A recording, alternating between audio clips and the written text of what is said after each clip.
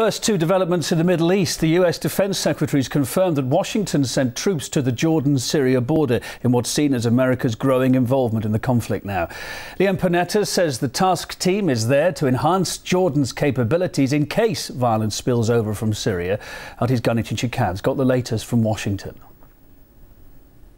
According to Defense Secretary Leon Panetta, they sent the troops to Jordan-Syrian border in case violence escalates in Syria and spills over the border. Leon Panetta did not go into details as to how many troops and so on, but another U.S. defense official speaking on condition of anonymity said the forces are made up of 100 military personnel and other personnel who stayed on in Jordan after attending an annual exercise in May. And several dozen more have flown in since. They are operating from the joint U.S.-Jordanian military center north of Amman that Americans have used for years. The news about U.S. military personnel so close to Syria, that is boots on the ground, of course suggests an escalation in the U.S. military involvement in the conflict, even as Washington pushes back on any suggestion of a direct intervention in Syria. But Jordan is not the only place where the U.S. has military presence. If we look at Syria and the U.S. military presence in the region, we see that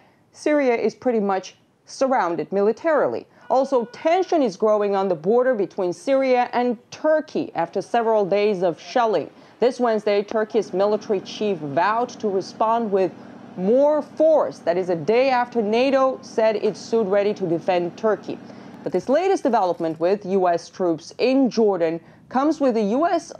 presidential election less than a month away, at a time when Mitt Romney, Barack Obama's challenger, is criticizing the president for not being aggressive enough, for quote-unquote sitting on the sidelines, for missing the opportunity to topple Assad and, quote, deliver that defeat to Iran. Yes, he actually said that. So it's not clear whether this latest announcement about Jordan is the administration's way of showing teeth in this election campaign, or whether an intervention in Syria is really coming soon. One of the reasons why the rebels refuse to settle for a negotiated solution through dialogue is the signal that they get, that sense that support is on the way, that there will be an intervention. But everybody understands without a negotiated solution, the bloodshed will continue. So the signals that the rebels are getting, including the news about U.S. troops standing by across the border, could be making it that much harder to come to that negotiated solution.